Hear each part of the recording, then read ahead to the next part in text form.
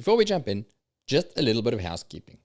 If you listened to our previous episode with Dr. Jocelyn, you'd have heard us say that we'll be in Sydney with Jocelyn and a large multitude of other amazing minds from the vet profession in Sydney on 26 and 27 October at the Vet Expo to do some live and in-person podcasting with you, which means that I can't edit out Gerardo or even any of my own blunders.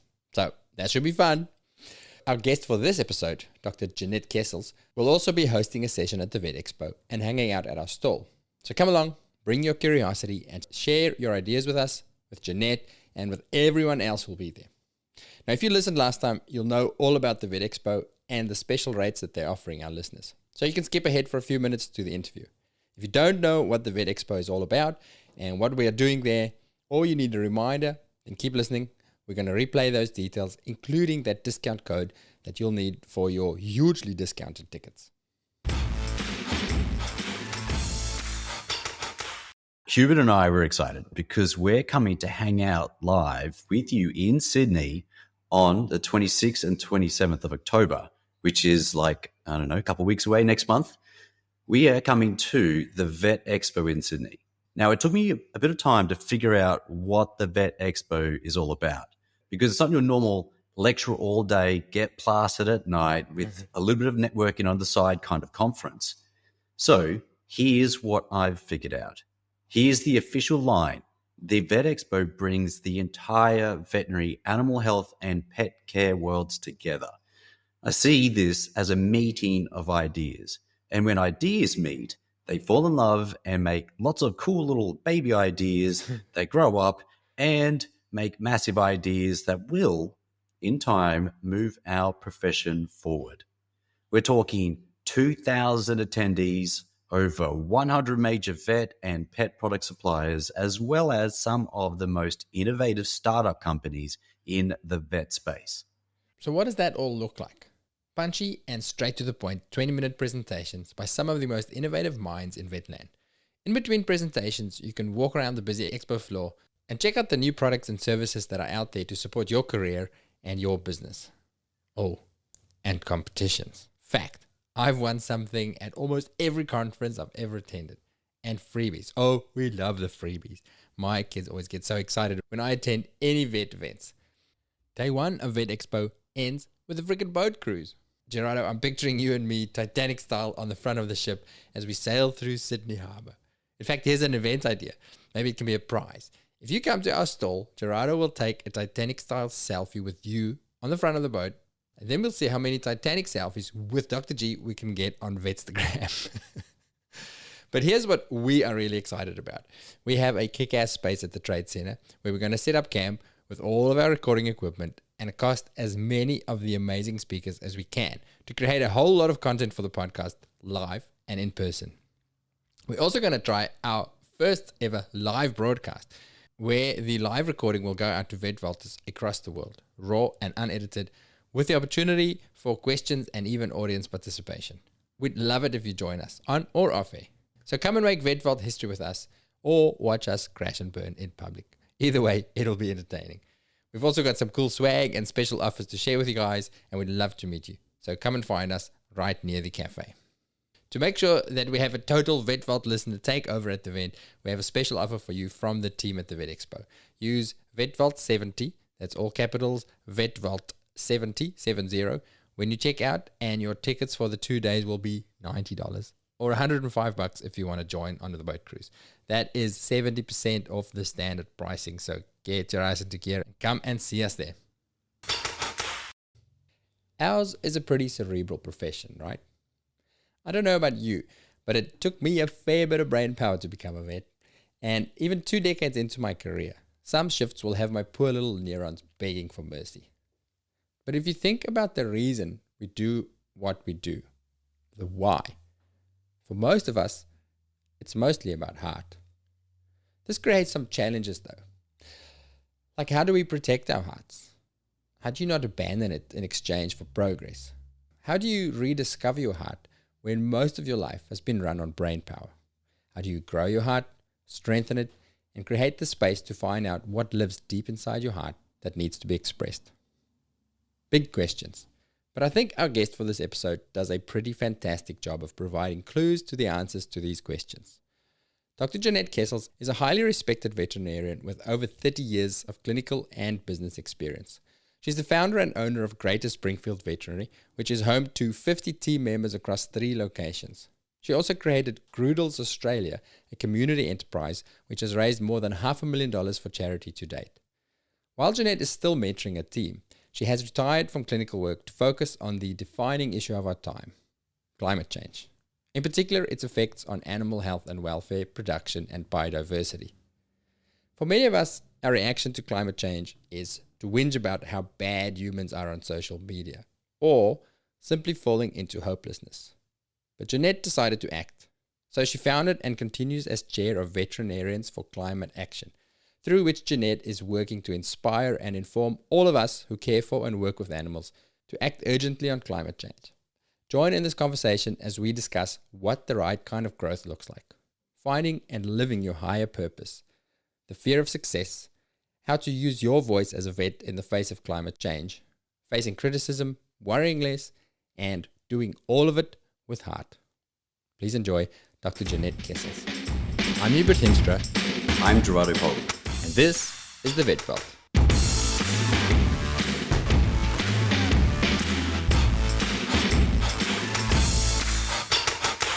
And welcome to the Vet Vault podcast. Thanks for having me. It's been a long time coming, Gerardo. It's good to see you back, man. Let's jump in with the standard question. Bad decisions lead to good stories. Do you agree with that statement, Jeanette? And if you do you have an example for us? Well, I've made a lot of bad decisions in my life, lots of them, but I don't think they're the best stories. I think the best stories are when we have human interactions, when we misunderstand each other, when we underestimate people. I think creative people make really good stories, people that think out of the box. So they do make good stories, but I don't know that they make the best stories. Oh, That's an interesting answer. So I do have an example of the other kind of the other good stories, the human interactions and things. I've been following this guy who was the owner of Patagonia, the owner and director of Patagonia, who's just going to be selling his company, which is worth so much. And his stakeholder, he said, is the planet. And I think that's a really good story. What an interesting guy. He's written a book called Let My People Go Surfing. Yvon Chouinard. How do you pronounce his surname? Yes, Chouinard. French-Canadian, lives in America. Set up a company called Patagonia, developed an incredible company, decided that he wanted to hire people not with MBAs, but people that like to surf and mountain climb and do all the things that he liked to do, and that the purpose of the company revolved around. And he also decided that the planet was in trouble and established the 1% for the Planet program. I just think he's so inspiring. So I think the best stories are inspiring people. Okay, so those are the best kind of stories. Let's get to some good stories from Jeanette, who cares and is creative. Your value statement for the business, excellence with heart. Yeah. Where and why? Where did that come from and why did you choose that? I think that just gradually became who I am.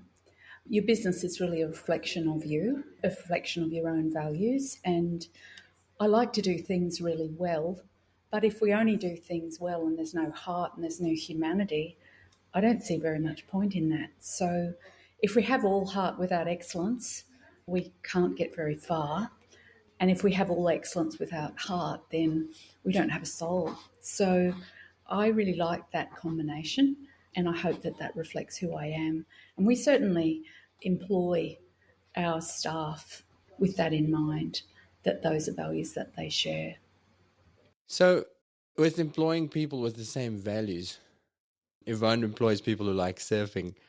How do you pick? How do you find the people who lives excellent with heart? Well, I'm very fortunate now. I have 50 staff, and a lot of those have been employed by my managers. So I have 3 key managers who do all the employment now, all the HR, but they reflect very strongly the values. So excellence with heart is our motto, but we have probably 6 other values. They're up on the flags here behind me. One is that communication is key.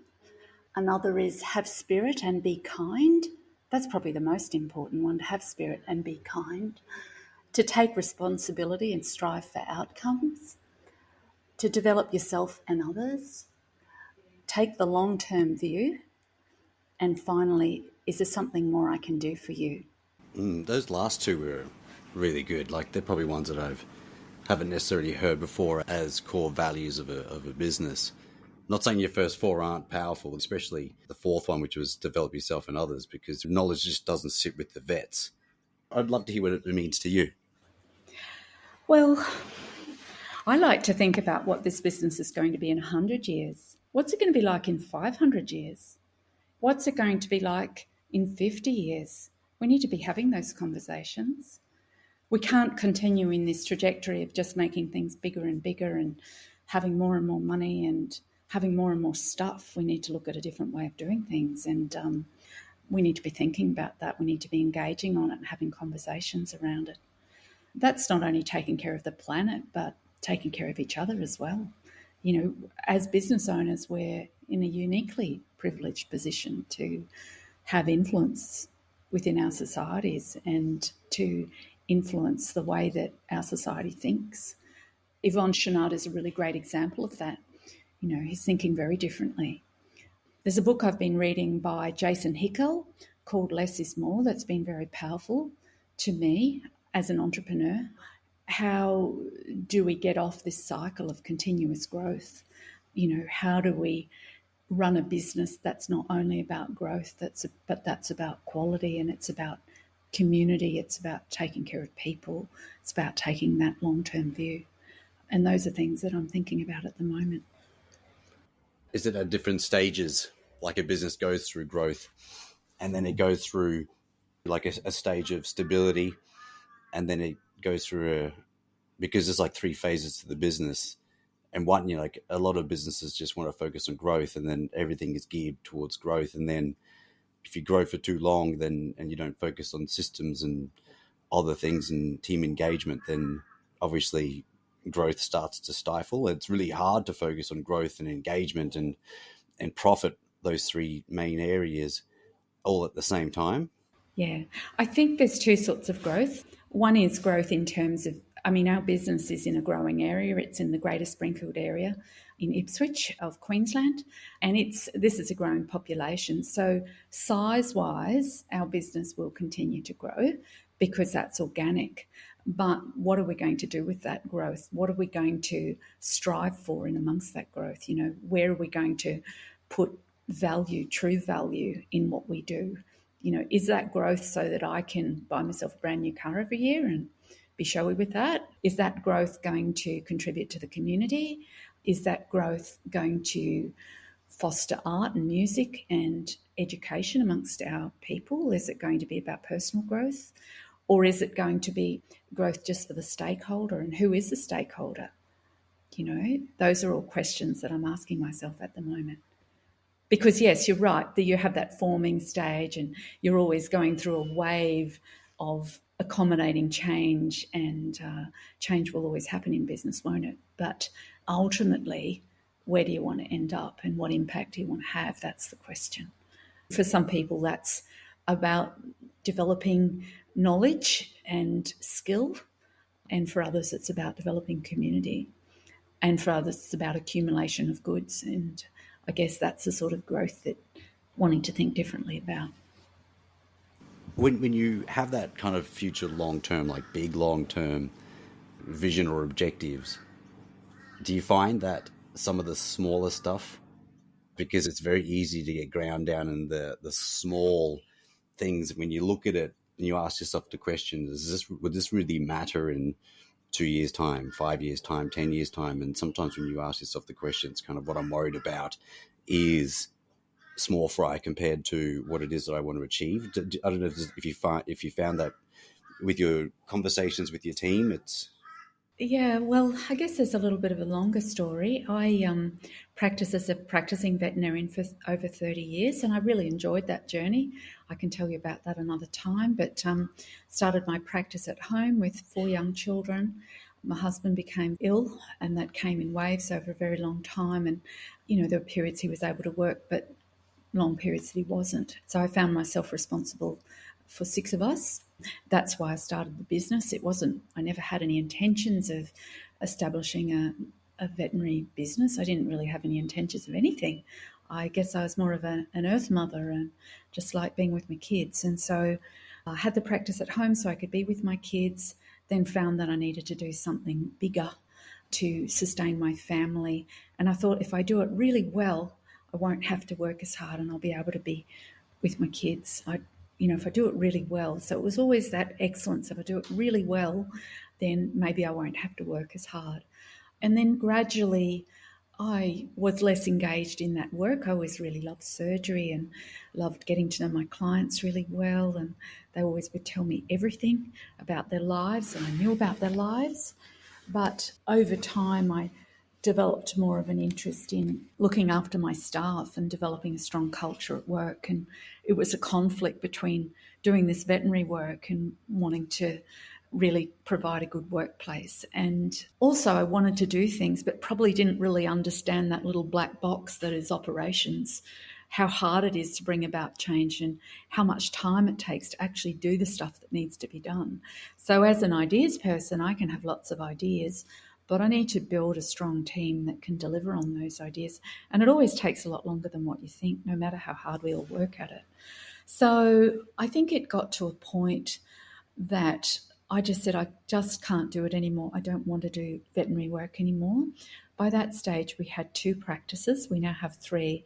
And I instructed my practice manager that if we were short a vet because a vet was sick or, with a vet shortage, obviously it's been very challenging for everybody.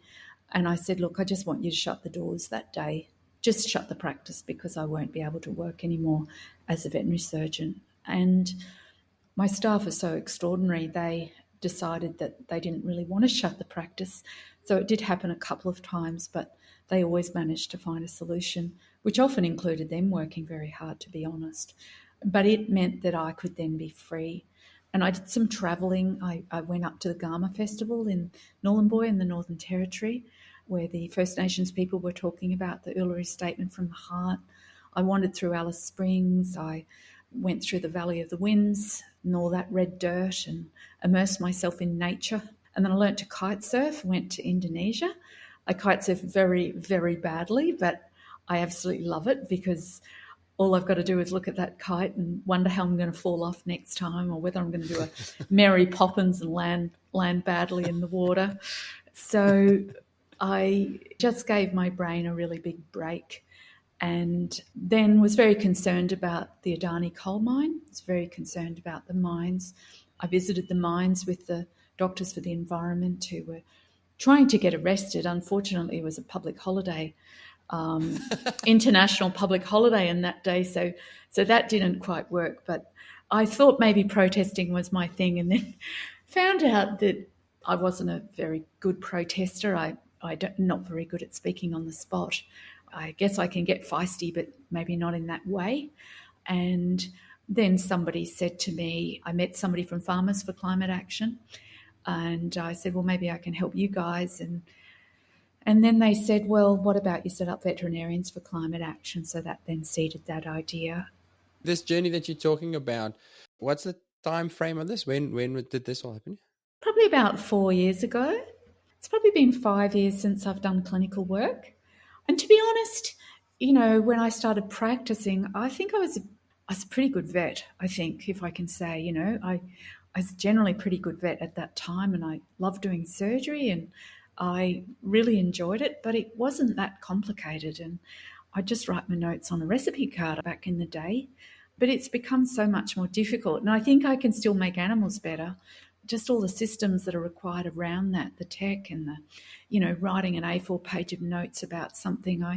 I just sort of, it was hard for me to enjoy that side of things. And I think my staff probably really wanted to sack me, and they told me really, I think quietly, that my time was up and it was time for me to get on the other side of the fence. So I respect that. Oh, I have so many questions about all the stuff you said. I can't pick where to begin. But let's start right with the stuff we were just finishing off with there. A statement of I couldn't do it anymore. I didn't want to do the clinical stuff anymore. When I prepared for this, you said the sentence, my heart wasn't in it anymore. Do you ever feel like, because I think a lot of people get to that stage, and I'll make this personal. I have days like that. Do you feel guilty? Do you feel like, oh, I have a thing that I can do, I have the skill, I can? Do you ever feel like I'm a quitter for not doing it, or how do you Yeah, view this? no, not at all. But remember, I did it for 30 years and I taught a lot of people a lot of stuff, have staff that have been with me for a very long time. So I feel like I've sort of set the tone for the work and the standard of the work at one level. And for me, I wanted to be a veterinarian when I was about 14. I loved animals and I like working with my hands, and I thought that I would enjoy working with people in that way. But gradually over the years, I found that I was more interested perhaps in the people, the technical skill in the people, and I really care about people. I care about people a lot. Every euthanasia that would come in, I'd pretty much weep with every single one and give them a hug, and I'd live that journey with them. And so it became more about people. And I suppose when the fires happened, I thought I've been weeping with owners, pet owners, for over 30 years about their pet, and we've just lost 3 billion animals. 3 billion animals have suffered. They don't just suddenly die, they get burnt alive or they get displaced and they're distressed, and so I guess in a way it was a natural transition for me to care for the individual pet, and for that to transition into caring for the pets and the wildlife and the livestock of the world. I mean, in Australia here, in North Queensland in 2019, there was some extraordinary flooding events, some extreme flooding events. And it was February in the tropical north, and 600,000 head of cattle perished. Those that didn't drown died of cold exposure. That's a great deal of animal suffering. And I felt that my purpose from that moment on really was to care for the animals of the world and to transition myself. So it's still about animals. It's still about bringing my understanding of the animal world into this new life that I'm living as chair of Veterinarians for Climate Action. And then I have the privilege of still being the leader of my team and meeting with my manager weekly and running strategic planning sessions with them, and, taking all the newbies out for dinner. That's fun. Every 6 months I get to take the new staff out and get to know them. And so I have this incredibly exciting life and meeting people that I would never have thought that I would ever meet in my life. People that have won a Nobel Prize, people that have been head of biosecurity for the Commonwealth, people who lecture at universities, people who work in animal welfare and run the zoos of Australia and run the RSPCA. All of these organisations are getting involved in climate action, and we're a small contributor to that work for all of those organisations. And so it's the biggest privilege of my life, really, to have had that transition. And I don't feel like I'm a quitter, because there's a lot of purpose in what I do, and there's a lot of energy, a lot of forward energy. There's a lot of, I guess, reaching deep down into the back of my brain, the part that I can't articulate very well, and trying to understand what it's telling me that I need to do. To reaching out to whatever that biggest source is. Some call it the universe, some call it God, some call it nature, whatever that biggest source is that we don't really understand, that gives us the spirit that we need to be able to do this really important work. So you need a bit of time and space to do that, don't you? You need space. You've got to sit in nature. You've got to be outside. You've got to hear the birds, and you've got to be a part of something bigger than yourself to do those things. I'd recently went through a bit of a challenging time, and I refer to it as your higher power. Some people believe in God, right? But some people, maybe it's God plus nature plus your community plus your family, but whatever it is, it's something bigger than yourself that enables you to do the things that you couldn't do on your own. Yes, that's very true. That's very true. And that long-term vision is also something that's difficult to articulate.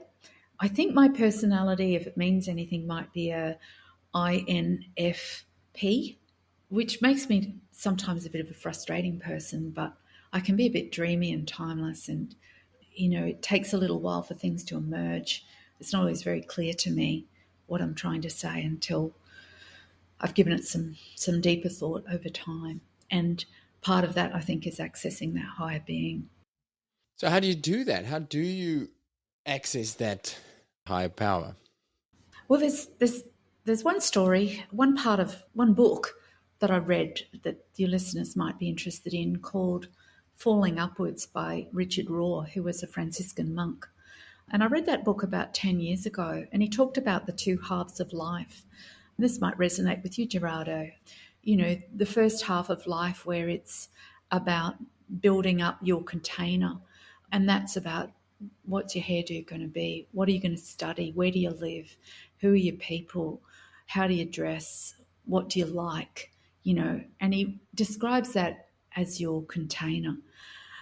He calls that the ego half of your life. And then he says something will happen in your life that's unexpected, that's out of your control, that brings you firmly into your second half of life. And that's the soul part of the life. And that's no longer the container. That's what's in the container. And he says it's no longer pointing at the moon, it's the moon. It's no longer rowing across the lake, it's the shore on the other side. And not everybody has the opportunity to reach that second half of life, but that's a richer, not always a happier, but a richer and deeper aspect of your life that is a real privilege to experience. And I think that was a crossing that I made about 10 years ago. I do have a busy life. I can't say that I don't. I have a full-time PA, and another PA if I need her, to do my hands and feet work for me. And for somebody like me that can lose track of time, that can be organised but disorganised all at once, that has a lot of ideas, to have somebody that believes in me enough to want to deliver on my ideas and help my ideas become reality. I'm in a position now that I can afford to pay somebody to do that. And it's an absolute joy, and it probably triples what I'm able to achieve, but doesn't make my life more stressful. I love art. I've come to really love doing big mosaics in glass. I love the colour, and they'll take me 6 months to make, and I can just be in my own quiet space at home, looking out over the trees, just in my own little world, thinking, and maybe some music, but usually just the sound of the birds. And that puts me in a place where that thought happens. And I like to climb mountains, not like with, ropes or anything, but I like to go up Mount Maroon near here. Be happy to take you up there. And I go up about 3 times a year and just have a day, and you get a 360 view up the top. It's a proper walk. It's not a stroll, it's a proper walk, for me anyway. And when you're at the top, it's just sensational. You can see all the way around, and sometimes you're up in the clouds, and that puts me in a place where I can think more deeply and be more creative. Quick interruption. Jeanette likes walking up mountains. I like walking up mountains. You should come walk up a mountain with us at Vetveld 22. See, on day 4 of our first ever live event, which runs from 22 to 25 November up here in Noosa, we'll be heading to a hinterland icon and hiking up Mount Karura together. We'll challenge ourselves, enjoy some excellent views from the top, and then we'll walk back down and enjoy an excellent meal and some excellent gin at a local distillery, which is conveniently at the foot of the mountain. And then we'll go into a very old silent movie theatre where Philip McKernan from episode 70 will join us via the interweb for a big session where we'll be getting real deep on all matters related to the heart and purpose and meaningful living. Go check out the details at the link in the show description, including details about the 2 days of clinical learning with the oracles of Smalley's medicine, Professor Jill Madison and Prof. David Church. And when you book your ticket, use the discount code VVListener to save yourself $300. And if you book before October 7, we'll give you a 3 months free subscription to our clinical podcasts. This is for a good reason. Our discussions with the clinical guests will build on the content that we've already covered with them in the podcast. So, for example, when we're going to talk about complicated diabetics, we'll be assuming that the attendees have listened to the epic series of diabetes discussions we've already had with Prof. Church. So you'll need access to the podcast to make sure that you get the most out of these amazing guests. Of course, this also means that you can binge on all of the almost 300 other medicine, emergency, and surgery episodes, as well as all of the show notes during your free 3-month subscription. So get onto it. We'll see you there. Now, back to Jeanette.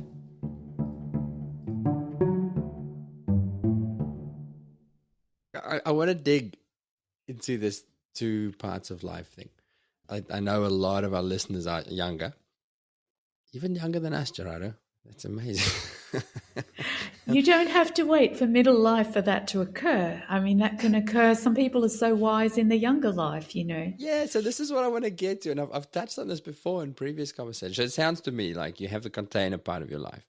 And let's assume that your young vet is going to be in that container part. You got to take care of the bills, right? You got to have a place to live and food to eat. Yes. And from my own experience, I don't know if it's other people as well, but you feel like there's this thing inside you, this other thing that needs some breathing space. I heard an author on a podcast. I forget who it was. I feel like it may have been the woman who wrote Eat, Pray, Love, or maybe not her, but she talked about feeling like there's a creature alive inside her that needs to come out. But she took her years and years and years of being a lawyer, of being this and doing that, to create the right environment and to create the headspace for that thing to burst out of her. And she said it's quite moving actually. She said the day that she finished the book that she needed to write, she lay down on the floor and she said she felt like she'd given birth, that this thing needed to just get out of her. And then there's the thing you mentioned in that book, the thing that happens, the big thing that happens in your life. And then there's that second stage. And a lot of these stories in retrospect, they go, like I listen to you and you go, I've got a PA, I've got this, you have space, you've managed to create space for this thing to bloom. But you kind of need the success first to do that. You can't afford a PA if you're working 60-hour weeks just to pay the bills. Well, you can, because you can think differently and you can, I mean, are we talking about as an employee or are we talking about as an employer? I mean, as an employee, to find a place that encourages people to have spirit and be kind, that wants people to flourish, you know, whether that's as an emergency specialist or as a general practitioner or as a surgeon or as an animal behaviourist, you know, to find a workplace where you can flourish and you can work to your strengths, where you're not going to get flogged working 60 hours a week. You know, there are plenty of workplaces that will really, really look after you and allow you to have a life as well as work hard. So I think there's a huge amount of satisfaction that people who are employees can get from their veterinary career and find space to do the things that matter to them and to think if they need to think, or to play sport if they want to play sport, you know. But you do need to rise above where you are and give you time to think. I mean, in a way, you want to write yourself a list of what you don't want, and it'll become very clear what it is you do want. You've got to make it really clear what it is that you want out of your life, and then that will gradually emerge. So I don't think it's actually about money. I can say that when I had 4 young children and my husband was very unwell, we didn't have any money and never would have even gone to McDonald's. We had a very old vehicle and we played in the yard. You know, I wasn't very good at making money at the time. I had to learn to do that later. I was good at being a vet and good at being a mum, but I wasn't any good at making money. I had no idea how to do that. I didn't even know that it mattered. That's a very Western perspective, to think that we need to have all this stuff to be able to have the time to be able to have a richer life. We don't at all. We can live very simply if we want to. And then as a business owner, for sure, the vet shortage is absolutely crippling and very, very difficult. However, a friend of mine has just decided they're not going to work on Saturdays anymore. They're going, we can make enough money through the week. We're not going to open Saturdays or Wednesdays, I think, at one point. Or maybe they're doing Wednesdays now. But, you know, there are creative ways that we need to, you know, the vet shortage, I would say, is a huge problem, and I really sympathise with the profession on that front. And I know that the universities and the AVA are working very hard on that. But I think if we're in that position, we need to share with one another. One of the things that we're looking forward to doing again, we've done once before, is a sharing perspectives workshop, just with a few practices from Brisbane, where we get together and just share some ideas. And quite comforting to do that, to think about how we all do things and what's going well, what's not going well, and to be anti-competitive, I guess, and to share ideas and support each other. I think it's really important. But yeah, you've got to think differently when you've got these sorts of big problems. Got to think differently, and you've got to create space for yourself. If you don't create space for yourself, that's to think, because then you don't have any space. I mean, if you're that busy doing veterinary work, you should have enough money to get somebody to help you do the stuff you don't want to do. And you should allow yourself the permission to get somebody to clean your house, or get somebody to organise your filing cabinet, or whatever needs to be done. Do your grocery shopping, cook your meal. If you're that busy doing veterinary work, you're going to have enough money.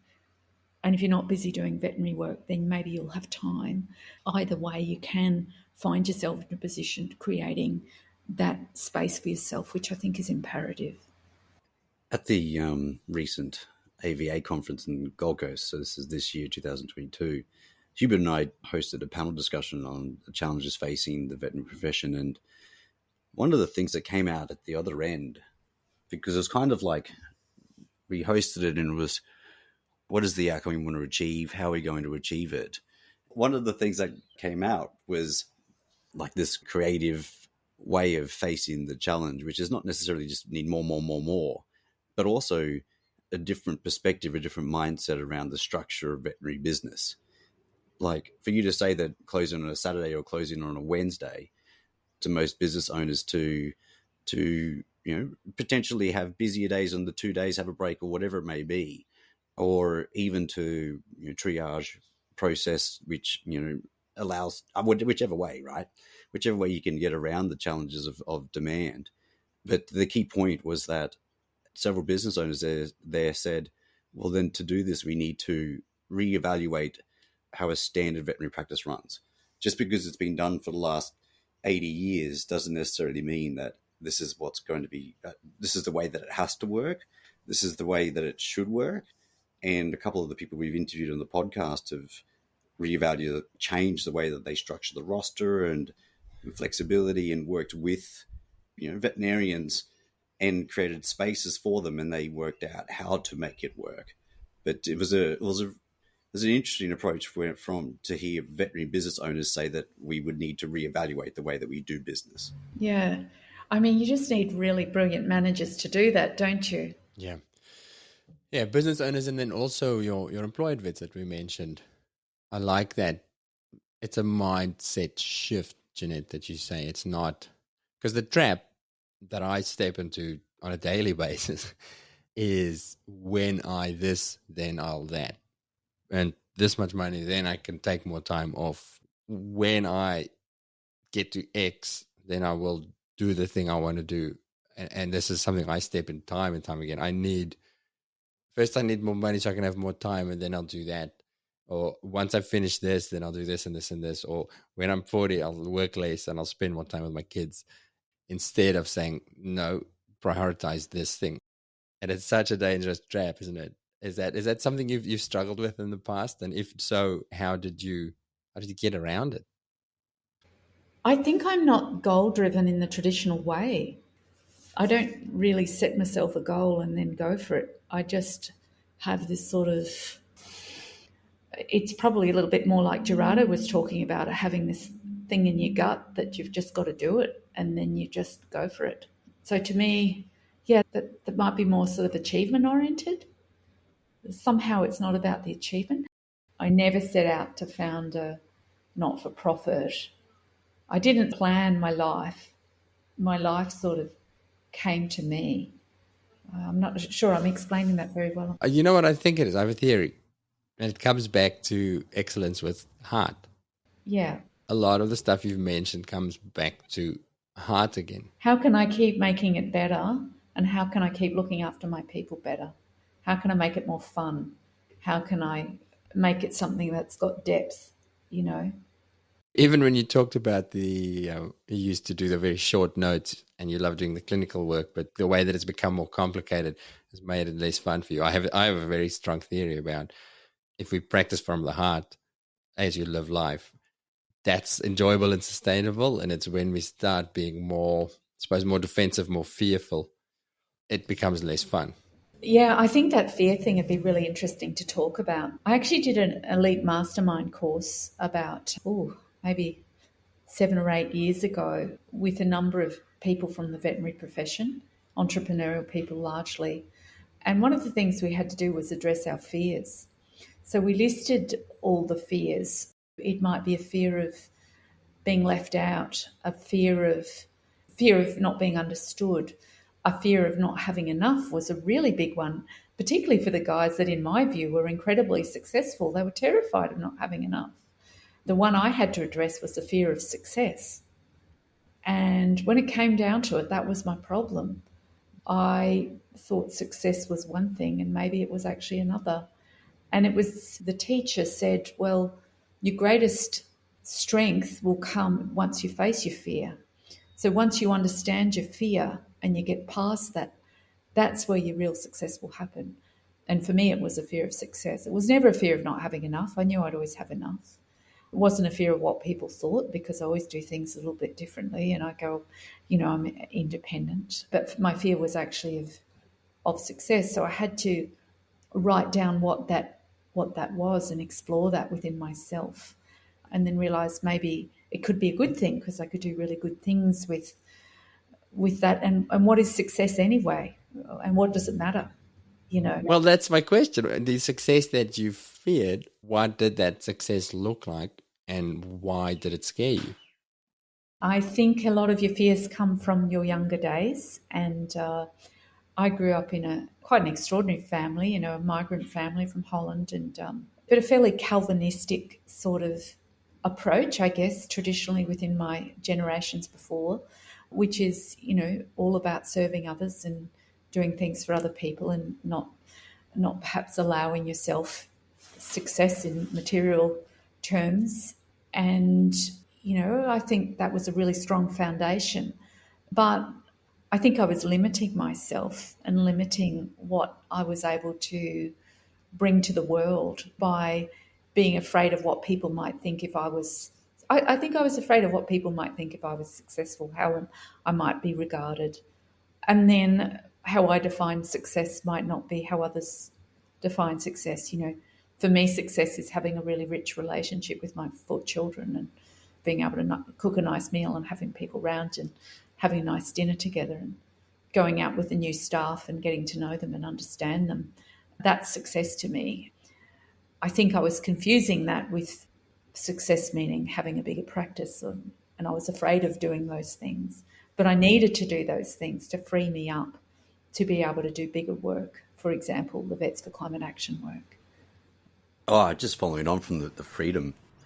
It's not necessarily freedom from all troubles and freedom from worries and freedom from your hospital, but to some degrees it is freedom. It's like freedom to create, for the freedom to have bigger impact. You do need to start letting go of the things that people can do. And a lot of veterinary professionals struggle with the whole idea of letting go, or perfectionists at heart, or feel like as if they must be the only one that can do it, or whatever kind of version of imposter syndrome is, or the fear of handing it over and it won't be done, like attachment to how things are and how it will look.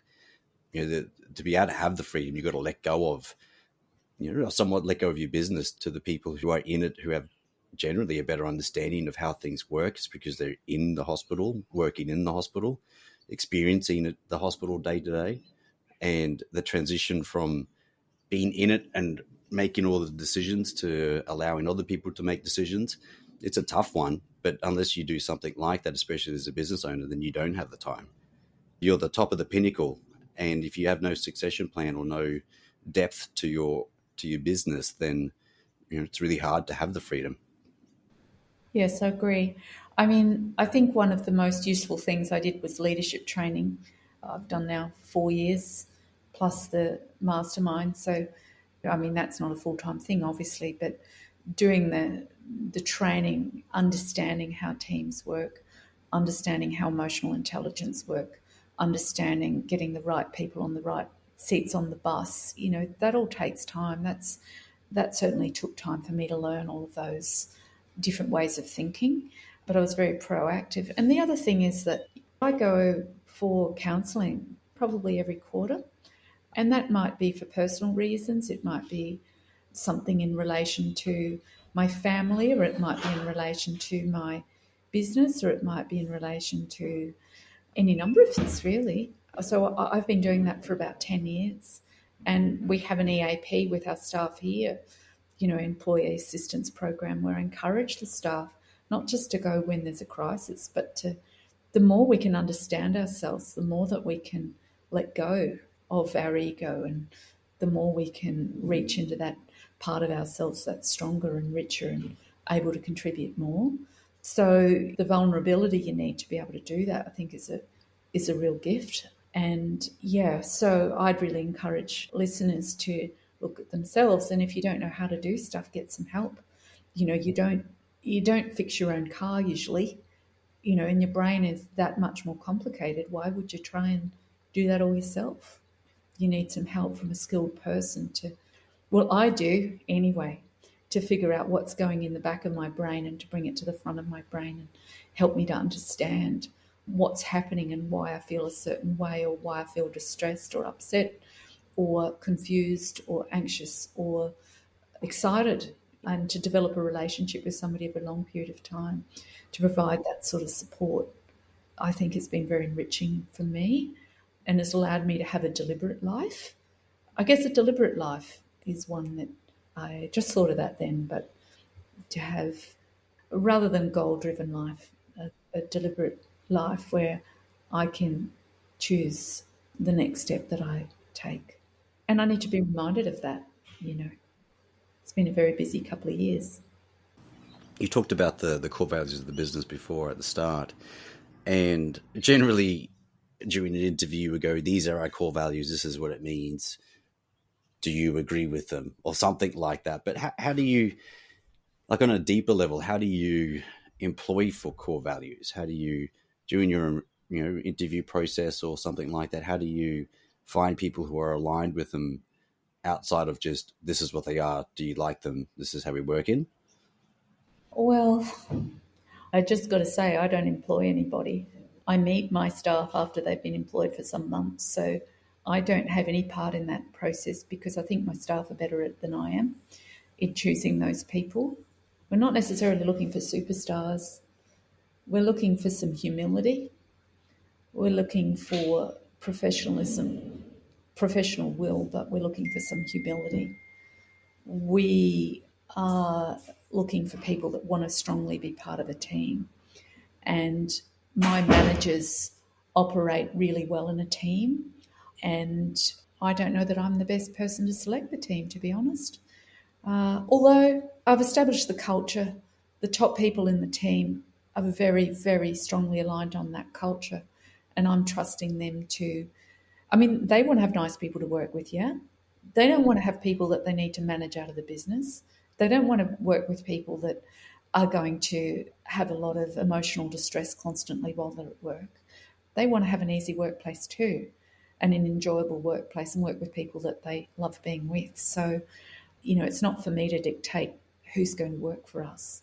I meet my manager once a week for at least 3 hours, where we go through some troubleshooting and ideas and things that I might have noticed. I do notice things. I'm a real noticer.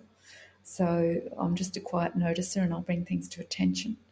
And then I do leadership training with my staff. So I take the staff away in groups of, all the staff down, junior to senior, in groups of 6 to 8, and we'll go and hire a really beautiful Airbnb, have nice healthy food, and do training around understanding one another, understanding how we're best to work together, understanding principles of leadership and of personal development, understanding our teamwork styles, how we're best to work together, and also for them to get to know me and what drives me and really why they're there, which is to have a great career, to be part of a fantastic team, and at the same time to support this incredible work that Vets for Climate Action is doing.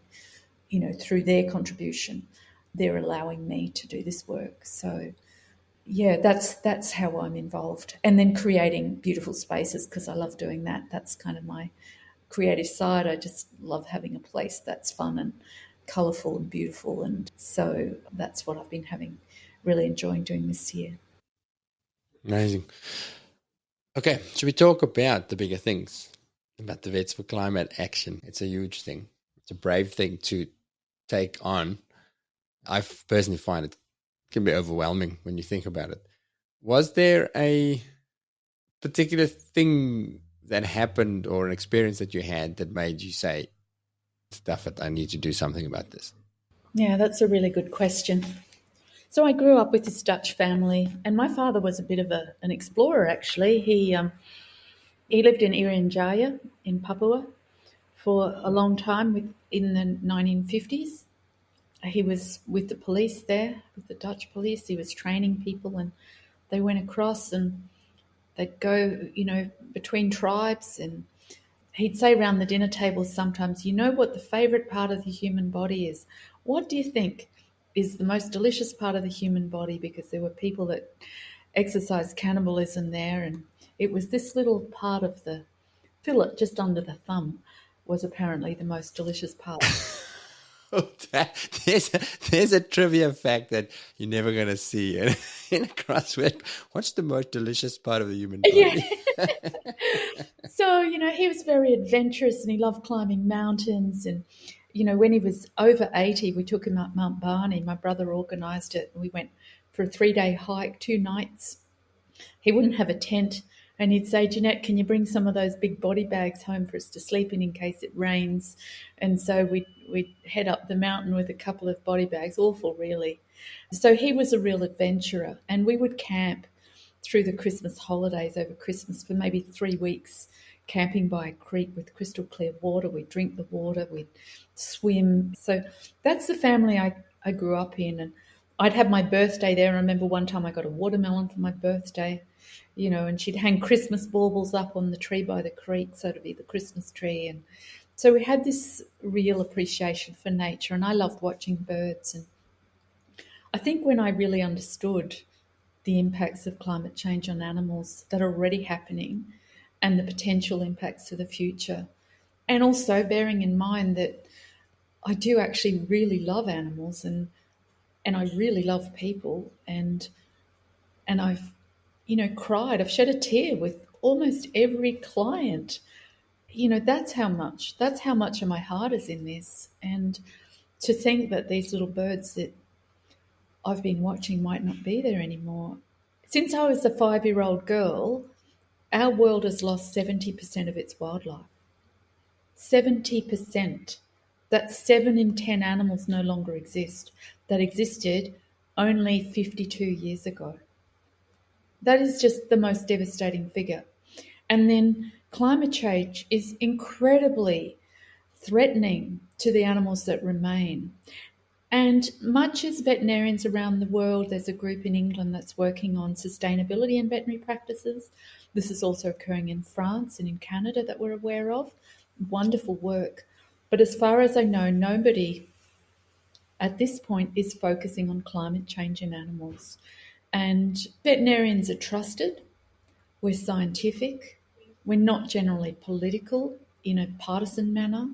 We are very much loved by our communities, and we can be a really strong messenger in helping the public understand climate change and the impacts on our world. It's extremely serious. Every decision that we make, every decision that all governments around the world make, every fraction of a degree matters, every decision matters, and every year matters.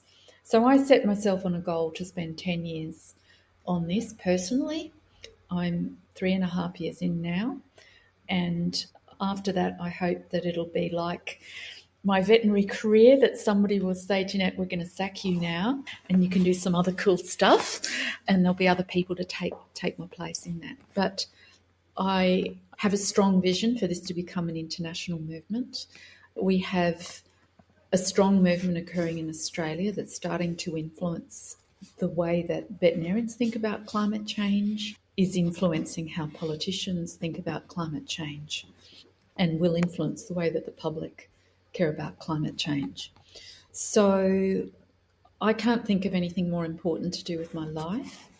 And it's been absolutely inspiring, the support that is coming from all directions for the work that we're doing. Because everybody loves animals, yeah? And if we don't love them, we need them, you know? So we can connect with every human being on the planet, really, because the work we're doing is so important. It's huge. So the work that Vets for Climate Action does, it's not about, or not just about, helping practice owners save energy or waste less or produce, because that stuff's so important, but sometimes to me feels like feel good stuff. Well, I feel better about myself, so my hands are clean. If the planet goes to shit, it's not my fault. Yeah. It's just more at a higher level, at a policy level, that we're working towards. Is that a correct understanding? When this first started, and because I'm a visual person, I wrote a couple of mind maps. One of the mind maps was what I thought the climate movement could look like. This was before I understood the climate movement. The second mind map was of myself and my role in life, really, and how that fitted with the climate movement. I thought we need to come bottom up. Ordinary people like myself have to understand, and we all have to do something. We all have to be involved. And then it needs to come top down. So our governments and our corporations, including veterinary corporations, need to be accountable for the decisions that we make. Because ultimately the people from bottom up, all of us can do something. We need to get to net zero very quickly. 2050 is too late. And we need to, year on year, reduce our emissions. Whether we're individuals, whether companies, whether we're governments, whether we're nations, we all have to do it. So there's a real place for doing something ourselves. And Vets for Climate Action has established the Climate Care Program, which has just got 22 practices in pilot phase. It's a program with 6 modules. They're on water use, on recycling, on energy. We need to differentiate between climate change and recycling and sustainability. Somebody explained it to me this way. Sustainability is, planet Earth is a little bit like a spaceship. There's only so much stuff that can fit in that spaceship. When we use it up, it's been used up. So we have to be careful with our resources. We have to look after our resources. We can't use too many resources. We can't continue to exponentially grow, as humanity can't continue to do this continuous growth cycle. It's not possible because spaceship Earth won't accommodate that. The other issue is climate change, which is rising carbon in our atmosphere, putting like a warm blanket around the Earth. And that warm blanket, we talk about 1 degree, 2 degrees. The problem is that it's not just a uniform warm blanket. If it was 1 degree, we could probably deal with that, yeah? We'd probably go, or even 2 degrees uniformly. We could probably go, well, we'll turn our air conditioning up a little bit, or we can adjust. It's an 18-degree day, so now it's a 20-degree day. It's a 36-degree day, it's a 38-degree day. I mean, at one level, we could cope with that. The problem with climate change is the extremes of temperature and the extremes of weather events that's associated with it.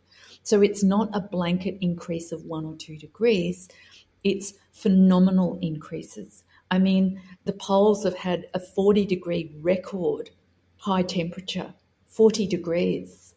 It should be minus so much, it's 40 degrees higher than that. We've seen extreme bushfires, we've seen extreme floods. We're seeing it all around the world, in Europe, in America, in Australia. That's climate change. It's more cyclones. It's more cold in some areas. It's not all about warmth. Some areas are going to be colder. The weather events that we're seeing are going to be exaggerated, and that's the problem. And that's what our animals can't adapt to. And what needs to happen for climate change is that we need to stop fossil fuels. That's the absolute answer, is to stop fossil fuels as soon as practically possible. And for governments to feel pressure all around the world to do everything that they can to embrace the renewable economy, to find a way to get out of coal and gas as quickly as possible, and to understand why. I mean, my staff here at work understand why they do what they do, and a lot of what they do is because they want to support me in this venture. That gives them a lot of encouragement to do a really brilliant job at work, because they say, Jeanette's off doing this thing, it's a bit of a crazy thing, it's an important thing. We're going to run this practice so well that she can focus on that, and that she'll have enough money to pay a PA to do that. That's where real purpose comes. That's where my practice gets its purpose. And governments all around the world need to understand so clearly what's going on that they have a really strong purpose to move to renewables. And we've got some fantastic leaders in Australia doing that. People like Matt Keane that really get it. There are terrific leaders in Australia that really get it. In the veterinary profession, I met Professor Mark Howden, who is the director of the Australian Climate Institute. I'm very honoured to say that he's now on our board of directors of Vets for Climate Action. He shared a Nobel Prize with Al Gore, who was running for president in America. He's the director of the Climate Institute. I met him in Canberra, and he very kindly did a talk for all the VIPs of the profession 3 years ago who didn't really understand climate change. I didn't really understand it. How am I supposed to understand it? I'm a vet from Ipswich. How am I supposed to understand these big things, you know? I had never met anybody like that. I hadn't engaged deeply in this conversation. I was busy running my family and looking after my children and running a veterinary practice. But when I really understood, I actually went to the National Climate Emergency National Climate Emergency Conference in Canberra, invited some key people from the veterinary profession to join me there, and really understood the science of climate change, saw the graphs, and it clicked in for me, and I went, now I get it. Now I understand what this is about. I understand what the fuss is about. And then tied that into, well, what's that going to do to animals? I can give you so many examples. I don't know that this is the forum for that. But Vets for Climate Action can have a voice on not only the animals that we love, that are dear to our hearts, but also the billions in livestock that Australia, that contribute an enormous amount to the Australian economy. And veterinarians are pivotal. It's obviously very important work, but it's a massive job. Where do you even begin? What does the process look like for us to address these issues, or for you as Vets for Climate Action? So I'll just tell you a little bit about our strategic plan. One of our arms of our strategic plan will be to have 100% of the veterinary profession to understand climate change and its impacts on animals. So that means for us to appear at every conference, to be creating lectures for university students, not just a lecture on climate change, but it's across every part of the curriculum. The education component is a big one. The second is collaboration. So to collaborate with other animal organisations around the world and around Australia, because they have access to the public, even more than what we do, and to highlight through social media or through whatever channels they have impacts of climate change on animals. Because I firmly believe that when people understand the problem, they will want to act. I trust people with that. I think that when people can make the connection between this is hurting our animals, like really hurting our animals, that they'll be prepared to do something. And sometimes the money matters less when you've got a strong purpose. So bringing that purpose to all animal lovers and all who work with animals in an economic capacity, I think is really important. So collaboration. Thirdly, to be a trusted advisor to government. We work very closely with former chief veterinary officers. There's now 33 of them who've been writing to government, often jointly with Vets for Climate Action. And I feel that we can have a voice with government. Fourthly, our climate care program is very powerful. It's part of the education piece to help us all understand climate change, to understand what we can do in our own practices.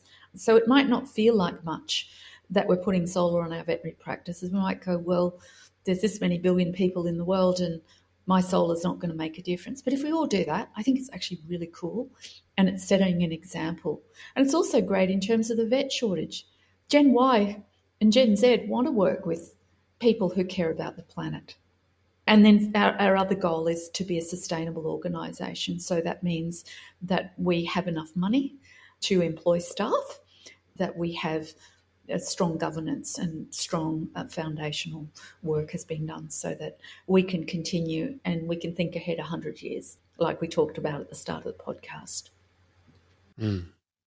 So stumbling blocks and problems, and again, I can make this very personal, because I think there's very few people listening to this who will disagree or go, yeah, that's, I just don't agree with climate change. You guys are crazy. Of course.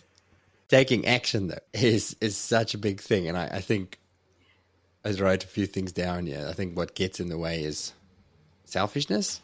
We're selfish. I like driving. I like the comforts that I have that are counter to preventing climate change. Short-sightedness is, yes, we'll sort it out. But right now, this holiday, I want to go do this thing. But yes, I do care about climate change, but just not today and just not tomorrow because it's inconvenient. Greed is a big thing. Fear, apathy, and then paralysis. I often feel these things are so overwhelming. I listen to you. Have you seen a movie called Don't Look Up? Yeah, I couldn't end up watching it. Yeah, tell me about it. No, I found that really powerful. Just to show you how short-sighted we are about things like this. To go, we are so distracted by all the little things that the media throw at us and that life throws at us, and get the next thing, get this. Even in a practice ownership, if I imagine if I was a practice owner and I go, yeah, there's this thing that I should focus on. I should subscribe to Jeanette's program. It's important. Oh shit, but I can't find a vet. I don't have a nurse. If I'm going to sign up to a program, if I'm going to commit time to anything, it's going to be to a mastermind that's going to make me a better business owner so that I can earn more money so that I then can do this thing. Well, we're in here for the long term, that's a brilliant idea if that's what you do, to sign up to the mastermind and you figure out how you're going to do it. We don't have to do it all right now. I completely agree that it can be very depressing and it can be very paralysing. And that's why I say don't get depressed, get active. We are much stronger together. And it's not all about our individual actions. It's about the decisions that our governments make are the most powerful influence that we can have. So as a group, collectively, to influence government, government is a reflection of the people, but to ensure that the government is listening to what we as the people need. And as veterinarians, for us to have a group of people that care about something and can speak to government, that can write to government, our government needs to make strong decisions. We, as a profession, also need to be making strong decisions, and a lot of those decisions need to be made by our corporates to be engaged in this conversation. They do have capacity to get involved. They must. It's their responsibility. We need to look at the triple bottom line. We need to look at finance. Yep, we need to have enough money to pay our people, to be rigorous, to be generous to our staff, to look after our people properly. Secondly, we need to look socially, and we need to make sure that we are looking after our people, their mental health. We're providing an EAP. We're rostering as best we can to take care of our people. But thirdly, every corporation needs to have an environmental responsibility. That needs to be the third foot to the stool. And Vets for Climate Action, as a collaborative group, can be very encouraging to these to corporations. We could choose which organisations we decide to be aligned with. We can choose, my practice turns over $6 million. Say you have a 20% cost of goods, that's $1.2 million buying power every year. We have a lot of power as business owners. You don't necessarily need a lot of time to say to your supplier, I need you to see your climate policy. Where is it? What does it look like? And those are the sorts of questions that we as a group can ask, to just put gentle pressure on those that we work with. I mean, the business owner doesn't need to run the climate care program. There are nurses that are really keen to do that. Put on a nurse an extra day a week to work on it, and let them have some ownership, take pride in it, let them go for it. It's really cool.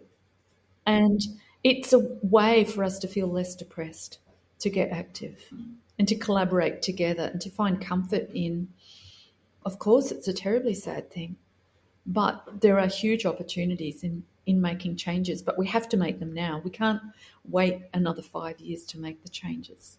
The world needs to make these changes now. And if it means we've got to get off Facebook, or it means we've got to, take our stuff off our phone so that we can focus on the things that matter, well, then that's what we do. So those are the sorts of things Vets for Climate Action do. And if you don't have time, give us some money. If you've got $10,000, if you're in a successful business, you ought to have a little bit in kitty. You don't have time, you feel bad. Well, donate some money and then we can put on more staff to do the hands and feet work. So I think we can all do something. Well, hopefully people are listening to this and going, I want to do something. We'll share all the links necessary if you want to get in touch with Jeanette or the incredible work that they're doing. We can all do something. So we've got to wrap up with our last couple of questions. Do you listen to podcasts? Occasionally I do. I've been telling you about Yvon Chouinard, the founder of Patagonia, at the start of the chat. He calls himself an existential dirtbag. He's done some really great stuff on YouTube that I have enjoyed. Interviews with him mainly. I find him very inspirational. But my absolute favourite podcast was S-Town or Shit-Town from This American Life. It was very funny and sad, engaging, human. And I thought about it for weeks and weeks. It went for about 5 hours and I listened to it twice. So Shit-Town. I know it was huge, but I never actually listened to it. And I do love books as well, and I think I told you about Less is More by Jason Hickel. It's really shaping my thinking about capitalism and the commercial world. With my business, I understand I'm part of the problem and I could be part of the solution. So are we looking for perpetual growth, or are we looking for a new way of living in community together? So that's one that I'd recommend. Yeah, when you talked earlier about, was it from that book that you said getting off that cycle of perpetual growth? Yeah, it's from that book. So I've almost never heard a business owner say those words, growth is always the goal. It's always growth. So yeah, well, there's growth and there's growth. There's growth in community. There's growth in doing really great work. There's growth in connection. But in terms of material growth, that's another thing. There's another one that I'd really recommend called Lost Connections. That's an incredible book by Johann Hari. I can't recommend that strongly enough either. What's the outline? It's nonfiction? So Lost Connections talks about much of what I guess we've talked about this morning, that, a few generations ago we knew everything that was going to happen in our life. And over this last generation or two, it's become so uncertain. We have lost our connection with our community. We've lost connection with our future. We've lost connection with our past. We've lost connection with religion. We've lost connection with nature. And he addresses those and talks about the hope in making connection at some level to what we had in the past and how much richness comes from that. It's really easy to read. Everybody that I've told about it has just absolutely gobbled it up. He's also written a book very recently on stolen focus, and it talks about our connection with social media and our phones and how that's really robbing us from being able to live a really solid sort of life because our focus is constantly being stolen. I think you should read that yourself, actually. I think that'd be a really interesting one for you. Just busy downloading Lost Connections as we speak. I've just finished listening to a book called Deep Work, which is a very famous book on the same sort of topic about how, which it's a big thing because I feel that it's a very real thing for me, is the lure to the superficial that takes you away from the deep and the meaningful. Yeah, that sounds fantastic. And then your last question, the talk. You're doing lots of talks at the moment. I feel like your one message for young vets might be about climate change, but no, I'll leave it up to you. Oh, I wasn't really going to tell them about climate change because I think they could probably tell me more about climate change. What's your one message to the veterinary new grads of the world? I just think have a crack, have a go. You're always going to do your best. Don't be too hard on yourself. Don't be too precious. Just connect with your people, connect with your team, give it your best shot. Do your very best not to worry too much.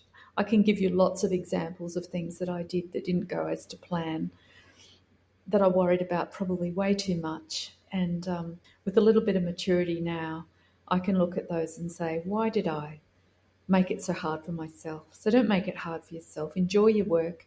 It's a privilege. Don't sweat the small stuff. And things will go wrong. Things will make you sad, but think of all the great work that you do and go for it. Have a go at hard things and give it your best shot. That's my advice. I think a lot of us struggle because, again, you've got excellence with hard. Excellence puts pressure, though. Yes. So we've got to strive for excellence. But that line between excellence, what's good enough, and I'm not good enough, or what I've done isn't good enough, and then leading on from that, or maybe it's a separate question, don't worry so much. How do you not worry so much about stuff? You have to take responsibility for your own mental health, and you have to take responsibility about how you think about things. That means that you have to check that your physical health is good, that you're not running low on iron, that your thyroid's right. You need to make sure that you're physically a good specimen, that you're exercising and eating well. That's your responsibility, and it's something you can control. You also need to take responsibility for your own mental health. And if you are a perfectionist and it's a problem, you need to go and talk to somebody. You need to help them, get them to help you sort that out, because perfectionism is a huge trap for our profession. It's not doing you any favours, and it's probably not doing your clients or your pets a lot of favours either.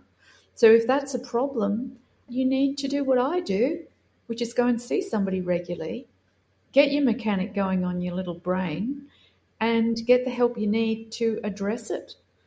Take a holiday, have a look at how you're thinking, and get some help to think differently wherever you possibly can. That's easy to say, but develop your emotional intelligence. And if you have opportunities to develop your emotional intelligence and to move across from your ego to your soul side, take whatever time you can to do that, because that's ultimately where your greatest success will come and your greatest happiness will come, when you're not focused on how great you have to be, but on what you can contribute and where you can be of most use. Because we're all going to make errors. Even if we're perfectionists, we're all going to do some pretty shitty stuff sometimes. We all have. Well, I have. At least every year I've made an error of some sort that I regret, probably throughout my life. But it's a tough job, We're not dealing with cutting a sheet of paper in half. We're dealing with lives that are in flux. We've got to learn to surf those waves a little bit better, maybe. The surf's not going to change. We've got to just surf it a little bit stronger. So don't be hard on yourself. And if you need help with that, there's no shame in that. Get some help with it. And learn from mentors and take responsibility for it, I think. I've learned something in the last couple of years in that regard that I think might be useful. When I get feedback, and not necessarily somebody telling me, but a case that goes not the way I planned, or I realize it's horrible, isn't it, when it goes badly? It's exactly. But the first thing is, so that emotion still hits me very hard, like, oh, yes, I'm an idiot. You're sick, you feel like throwing up. Yeah, but then I've gotten really good at recognizing that. It's a self-awareness thing of going, oh, there's that emotion. And a very, very quick next step for me is, all right, let's look at my intention when I made the decisions I made. Was I trying to the best of my ability at the time, and was my goal to help this animal and this owner? And the answer is always yes. And then then there's the ego thing, because the next thing that comes up is I look stupid. My colleagues are going to think I'm an idiot because I missed this thing. So then there's that embarrassment of going, oh, geez. And then I go, yeah, I am we're all idiots sometimes. So then the next thing for me is to just open up and go, oh yeah, that was dumb. And as soon as I do those two things, to go, what were my intentions, and recognize that I'm fallible, and yes, I was an idiot, but I'm going to be an idiot again another day, and so are you. So just don't be embarrassed about it. Then immediately the emotion disappears. It's just like, okay, well, I'm going to learn from it, and next time I won't do it again. Yeah. Anyway. Yeah. I think that's a super smart approach. I mean, I'm just learning with Vets for Climate Action to do speaking, right? I haven't had to do that in my life, and I had to do a talk for the ABC, an interview for the ABC a couple of months ago, and we had a practice run and it all went really well, and I thought this will be good. And then I went to the studio and it was a different interviewer that asked me different questions. I literally couldn't speak for the whole interview. I pretended to cough and there was just nothing I could say. I was completely mute. That was sort of embarrassing. Was this live, Jeanette? It was live for all of Brisbane, and I actually couldn't really say anything of value. I think I had to decide what I was good at and what I wasn't good at, and I decided maybe interviews weren't my thing in that style. And of course, when you're dealing with something, a living thing, a pet that somebody loves, there's a lot more emotion than, I mean, that was obviously just my ego and feeling disappointed that I hadn't done a good job of promoting Vets for Climate Action. But at the end of the day, it was okay. We do the best we can. Not everything will get better. And sometimes we're going to make boo-boos. And sometimes it's going to be really awful. But I think talking to somebody is having that mentor or having that, somebody to take care of our health and mental health is probably the best advice I can give you to help you think differently and get you off that train of worry. Well, Jeanette, you've done this interview masterfully. It's much better than the ABC. Thank you so much for your wisdom, and specifically thank you for what you're doing. It's really big stuff, and it really is inspirational to see people move through the process and get to a point where you can do the important work that you want to do. So thank you for doing that and for sharing it with us. Yeah, always happy to share.